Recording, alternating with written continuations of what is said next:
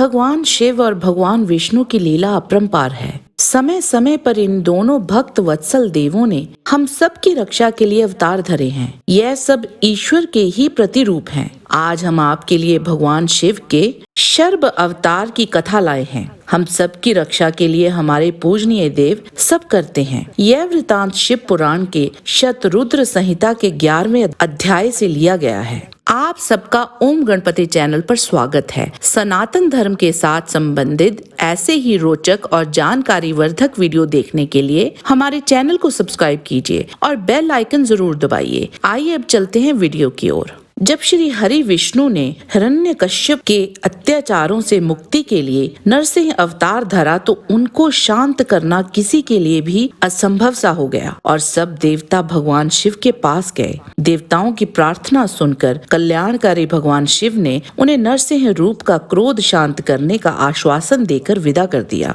तब उन्होंने प्रलयंकारी भैरव रूप महाबली वीरभद्र को बुलाया। वीरभद्र को आदेश देते हुए शिवजी बोले, हे भैरव, नरसिंह के क्रोध की अग्नि को शांत कर देवताओं के भय को दूर करो। यदि वे आपके समझाने से ना माने तो आप मेरे भाव भैरव का रूप दिखाकर उन्हें शांत करना। भगवान शिव की आज्ञा का पालन करते हुए भैरव तुरंत ही नरसिंह जी का क्रोध शांत करने के लिए चल पड़े। नरसिंह जी के पास पहुंचकर भैरव जी ने उन्हें नमस्कार करने के उपरांत इस प्रकार कहा, हे माधव, आपने इन संसार को सुखी करने हेतु यह अवतार धारण किया है। आपने पहले मछली का रूप रखकर और अपनी पूंछ से नाव को बांधकर मनु जी को समुद्र में घुमाया था। पृथ्वी का उद्धार करने के लिए ही आपने वाराह अवतार धरा था। तत्पश्चात आपने वामन अवतार ग्रहण करके बलि को बांधा था। अब आपने अपने भक्तों के कष्टों को दूर करने के लिए नरसिंह रूप धारण किया है। प्रभु, आप ही सबके दुखों का नाश करने वाले हैं। आपने जिस कार्य की सिद्धि हेतु नरसिंह रूप धारण किया था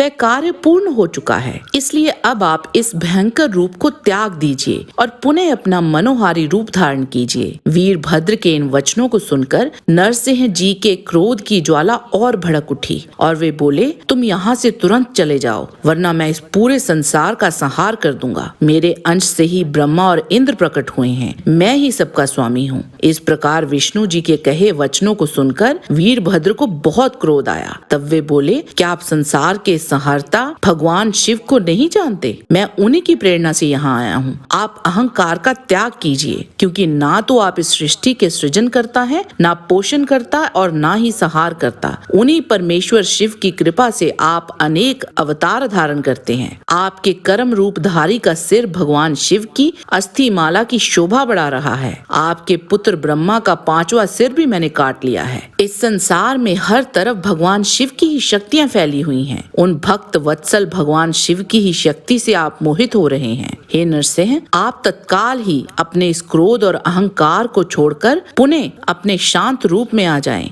अन्यथा भगवान शिव की आज्ञा से यहाँ पधारे मुझ भैरव रूपी क्रोधी का वज्र आप पर पड़ेगा, जिससे आप तत्काल मृत्यु को प्राप्त हो जाओगे। भैरव जी के वीरभद्र रूप के इन वचनों को सुनकर नरसिंह जी, जो कि पहले से क्रोध से भरे हुए थे, और अधिक क्रोधित होकर वीरभद्र पर झपट पड़े। तब वीरभद्र ने उन्हें अपनी भुजाओं में कसकर पकड़ लिया। वीरभद्र के इस प्रकार पकड़ने से नरसिंह जी अत्यंत व्याकुल हो उठे। तत्पश्चात वीरभद्र ने उन्हें इसी प्रकार कसकर पकड़े रखा और उन्हें लेकर उड़ गए। वे उन्हें उड़ाकर परम पावन शिवधाम ले गए और ले जाकर शिवजी के वाहन वृषभ के नीचे पटक दिया। इस प्रकार जोर से नीचे फेंक दिए जाने पर नरसिंह व्याकुल हो उठे। यह देखकर सभी देवता और ऋषि मुनि देवादिदेव भगवान शिव की स्तुति करने लगे। भयभीत होकर नरसिंह अवतार त्रिलोकीनाथ भगवान शिव की स्तुति करने लगे। वे प्रभु के सामने नतमस्तक होकर खड़े हो गए। नरसिंह भगवान परमेश्वर शिव से परास्त हो गए। उनकी शक्तियां क्षीण हो गई। वीरभद्र भैरव ने नरसिंह की सभी शक्तियों पर अपना